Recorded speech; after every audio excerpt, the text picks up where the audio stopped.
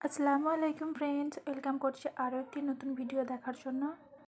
তো আজ আমি পুলি পিঠা তৈরি করে দেখাবো। সিদ্ধ পুলি পিঠা একদম সহজভাবে একটা পিঠা আপনার 10টা পিঠা হয়ে যাবে। অল্প সময়ের মধ্যেই পিঠাটা তৈরি হয়ে যাবে। দেখতে যেমন সুন্দর, খেতেও কিন্তু অনেক সুন্দর হয়েছিল।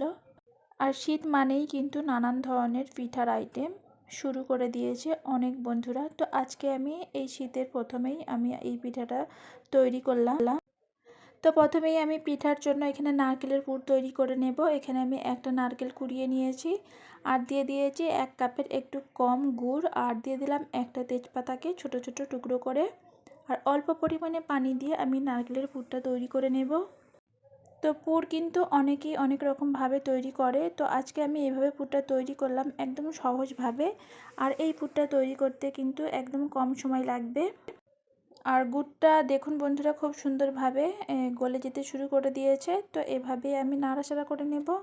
আর এই নারকেলের পুরটা তৈরি করতে একদম অল্প সময় লাগবে। তো এইভাবে আমি 2 থেকে 3 মিনিটের জন্য ঢাকা দিয়ে রেখে দেবো, এতে করে গুড়টা খুব সুন্দরভাবে গলে যাবে আর নারকেলের সাথে কিন্তু মিশে যাবে। এখানে দেখুন বন্ধুরা 2-3 মিনিট পরে আমি ঢাকনা খুলে নিয়েছি আর খুব সুন্দর একটা কালারও চলে এসেছে, আর গুড়টা কিন্তু খুব সুন্দরভাবে গলে গেছে। তো আর বেশিক্ষণ আমি করব না, এই পর্যায়ে আমি গ্যাসটাকে বন্ধ করে দেব। তো একটা অন্য পাত্রের মধ্যে তুলে আমি ঠান্ডা করে নেব। আর এখানে পারফেক্ট তৈরি হয়ে গেছে নারকেল পুরির জন্য, পুলি পিঠার জন্য নারকেলের পুরটা। তো তারপরে আমি ওই চুলার মধ্যে বসিয়ে দিচ্ছি একটা হাঁড়ি। তার মধ্যে দিয়ে দিলাম 1 গ্লাস মতো পানি আর দিয়ে দিচ্ছি লবণ। লবণটা অবশ্যই বুঝে দিতে হবে, যদি কম বেশি আপনারা চান করতে পিঠাটা তবে কিন্তু লবণটা তবে সেই হিসাবেই দেবেন। যেহেতু এখানে 1 গ্লাস পানি, তো লবণটা অল্প দিয়ে আমি ঢাকা দিয়ে নিয়েছি। আর দেখো বন্ধুরা পানিটা খুব সুন্দরভাবে ফুটে গিয়েছে। তো এবারে আমি এখানে শুকনো চালের আটা বা গুঁড়ি দিয়ে দিলাম। তো এইভাবে আমি ঢাকা দিয়ে রেখে দেব। তো 2 থেকে 3 মিনিটের জন্য ঢাকা না দিলেও কিন্তু এই আটাটা খুব সুন্দরভাবে আটার খামিরটা তৈরি হবে। তো বন্ধুরা আপনারা চাইলে এটা ঢাকা দেবার প্রয়োজন নেই, এমনিও কিন্তু করে নেওয়া যায়। আটা দেবার সাথে সাথেই কিন্তু সঙ্গে নাড়তে নাড়তে থাকবেন, তাহলেই কিন্তু আটাটা সিদ্ধ হয়ে যাবে। পানিটা এমনিতেই কিন্তু ফুটন্ত পানি। তো এখানে আটার খামিরটা খুব সুন্দরভাবে তৈরি হয়ে গেছে। তো শীতের প্রথমে আমি এই পিঠাটাই বানালাম প্রথমবার। আর এখানে পিঠাটা বানানোর সময় দেখুন বন্ধুরা কারেন্টটা চলে গিয়েছে, একদম অন্ধকার হয়ে গেছে। তো একটা প্লেটের মধ্যে আমি ঢেলে নিয়েছি আর হালকা গরম অবস্থাতেই কিন্তু এই আটাটা মথে নিতে হবে। খুব বেশি ঠান্ডা হয়ে গেলে তখন দেখবেন বন্ধুরা আটাটা একটা ডলা হচ্ছে না বা একটু মাখতে সুবিধা হবে না, একটু অসুবিধা হয়ে যাবে। তো সুবিধার জন্য হালকা গরম অবস্থাতেই মেখে নিতে হবে। আর আটাটাও কিন্তু খুব সুন্দরভাবে তৈরি হবে, না হলে শক্ত হয়ে যাবে, রুটি বেলার সময় কিন্তু ফেটে যেতে পারে। তো এখানে একটা সফট ডো তৈরি করে নিয়েছি, তার মাঝে আমি কিন্তু 2টা ভাগে ভাগ করে নিয়েছি। তো একটা আমি এই আটার লড়ি নিয়ে নিয়েছি। তো প্রথমে 2 হাতের মধ্যে আমি গোল গোল করে নেব, মাঝখানে বাটির মতো একটা শেপ দিয়ে নেব। এভাবে যদি রুটি তৈরি হয় দেখবেন রুটিটা একদম সমান হবে। তো এই কাজটি এই জিনিসটি যদি বানিয়ে নেন তাহলে দেখবেন রুটি বেলার সময় অনেক সুবিধা হবে এবং রুটিটা কিন্তু চারিদিকটা সমান হবে। আর এভাবে আমি একটা রুটি করে নেব বড় করে। তো ওপরে শুকনো আটা আমি ছিটিয়ে নিয়ে বেলে নেব। আর এই রুটিটা একটু বড় করে করতে হবে, আপনারা চাইলে লম্বা করে বেলে দিতে পারেন, লম্বা করে বেললে কিন্তু অনেকটা সুবিধা হবে। তো এখানে দেখুন বন্ধুরা একটু রুটিটা আমি লম্বা করে নিয়েছি। আর এই রুটিটা একটু মোটা রাখতে হবে, একদম পাতলা করা যাবে না। এবারে আমি নারকেলের পুরটা রুটির ওপরে দিয়ে দেব ছড়িয়ে।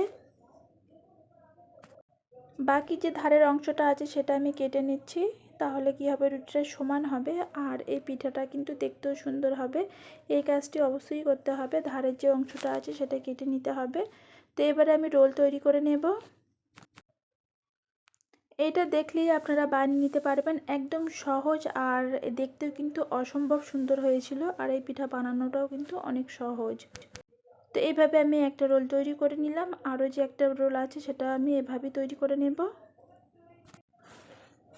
তো এভাবেই আমি রুটিটা তৈরি করে নিচ্ছি। তো এটাও কিন্তু আমি সেমভাবেই তৈরি করে নেব। এখানে কোনো পানি না লাগালেও কিন্তু হবে, রুটিটা যে খুলে যাবে খুলবে না, তবে মুখটা কিন্তু ভালো করে বন্ধ করে দিতে হবে। যখন কিন্তু ভাপাতে যাবেন তখন নয়তো খুলে যেতে পারে, তো একটু ওটাকেই এই ভালো করে বন্ধ করে দিতে হবে। তো ওই কাজটি যদি ঠিকঠাক মতো করেন তাহলে দেখবেন পিঠাটা আর খুলবে না। আর আজকের আমি পিঠাটা বানাবো স্টিমার ছাড়াই কিন্তু আমি বানাবো। তো অনেকের কাছেই কিন্তু পিঠে স্টিমার নেই, তার জন্য কিন্তু এভাবে আমি আজকে তৈরি করব। আমারও নেই, তো আমি এভাবেই তৈরি করে নিই। আর এই পিঠা ভাপানোটাও কিন্তু খুবই সহজ। এখানে দেখুন বন্ধুরা, আমি অল্প পানি দিয়ে দিয়েছি কড়ার মধ্যে, আর দিয়ে দিয়েছি একটা স্ট্যান্ড। ফুটন্ত পানিটা করে নিতে হবে, এবং পানিটা যখন খুব ভালো করে গরম হয়ে উঠবে তখনই কিন্তু আমি এই পিঠাগুলো বসিয়ে দেব। তো খুব সুন্দরভাবে পানিটা ফুটে উঠেছে। এবারে যে পিঠার যে প্লেটটা আছে সেটা বসিয়ে নিলাম। তো এখানে আমি গ্যাসের ফ্লেমটাকে মিডিয়াম রেখে দেব, দিয়ে আমি 10 মিনিট মতো ভাপিয়ে নেব। আর গ্যাসের ফ্লেমটা কিন্তু অবশ্যই মিডিয়ামে রাখতে হবে, হাই করলে উপর দিকে উতলে উঠবে। তো মিডিয়ামে রেখে 10 মিনিট মতো সময় লাগবে এই পিঠাটা ভাপাতে। তো 10 মিনিট পরে কিন্তু পিঠাটা খুব সুন্দরভাবে ভাপানো হয়ে গিয়েছে বা সিদ্ধ হয়ে গেছে। আর দেখুন বন্ধুরা, ঠান্ডাও করে নিয়েছি। তো এবার আমি কেটে নেব। আর নারকেলটা কিন্তু একটুও বেরিয়ে যায়নি। তো অনেকে ভাবে যে আমার স্টিমার নিয়ে আমি কিভাবে তৈরি করব। আমার মতো করে একবার হলেও তৈরি করে দেখবেন বন্ধুরা, অনেক মজার আর অনেক টেস্টি একটি রেসিপি। আর এই শীতের সময় কিন্তু এই ধরনের পিঠা সবাই বানিয়ে থাকে। তো এখানে আমি এবার গোল গোল করে কেটে নিচ্ছি। আর দেখুন বন্ধুরা, পিঠাটা যেমন নরম হয়েছে কিন্তু তেমনি খেতেও হয়েছিল। আর নারকেলের যে পুরটা আছে ভিতরে সেটাও কিন্তু খুলে যাচ্ছে না। তো আমি এভাবে কেটে নিচ্ছি। আজকের রেসিপিটি আপনাদের কাছে কেমন লেগেছে অবশ্যই জানাবেন। ভালো লাগলে লাইক কমেন্ট শেয়ার। আর এতক্ষণ আমার সাথে থাকার জন্য অসংখ্য ধন্যবাদ। এখনও অবধি যারা লাইক করেননি একটি লাইক করে দেবার অনুরোধ রইল। ভিডিওটিকে আর বেশি বড় করলাম না, এখানেই শেষ করলাম। আবারও অন্য কোনো রেসিপি নিয়ে চলে আসবে। সবাই ভালো থাকবেন, সুস্থ থাকবেন। আল্লাহ হাফিজ।